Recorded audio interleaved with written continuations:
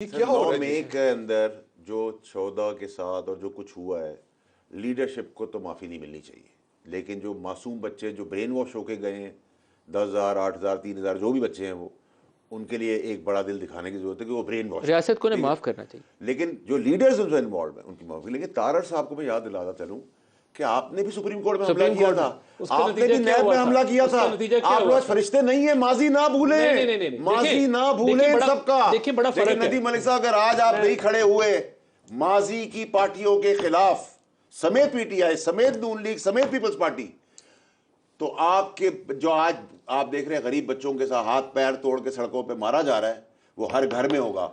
और आपको पाकिस्तान का हल चाहिए, $3 अरब चाहिए। इसी पाकिस्तान की लीडरशिप उठाएं, यही सियासतदानों को उठाएं, एमबीबीएस की तरह होटल में बंद करें, ब्यूरोक्रेसी को बिठाएं, पुलिस को बिठाएं, कस्टम्स को बिठाएं, सारों को बिठाएं।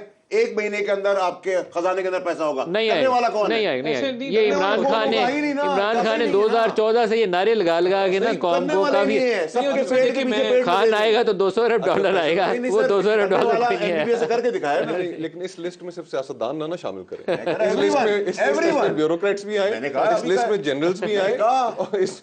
मैं एक जवाब जरूर देना चाहता हूं कि सुप्रीम कोर्ट हमले के नतीजे में क्या हुआ। तारिक अजीज जिंदगी भर के लिए नाअहल हुए, कैद काटी। मियां मुनीर आज भी जिंदा है, पीटीआई में लाहौर से इलेक्शन लड़ते हैं।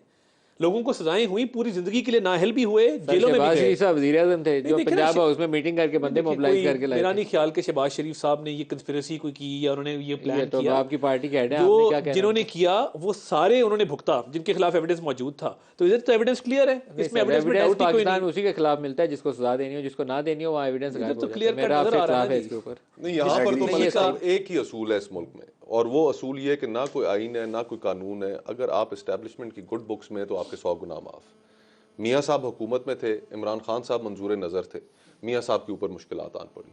अब इमरान खान साहब मंजूर नज़र नहीं है तो अब इनकी चांदी लग गई। तो हमें ये चीज़ ख़त्म करनी होगी, लोगों को इख्तियार दें कि वो किसको माइनस करते हैं।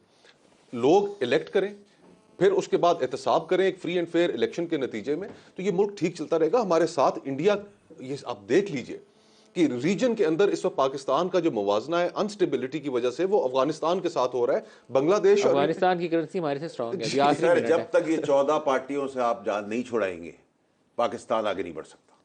ये एक्सपेरिमेंट नाकाम हो चुका है 40 साल का। 3 साल इसको, 5 साल उसको, 6 साल उसको, उसने गाली दी, फिर वो आ गया, फिर उसने बुरा कहा, उसने गिरबान पकड़ा, फिर चला गया, फिर आ गया, फिर क्या एग्रीमेंट किया, फिर चला गया।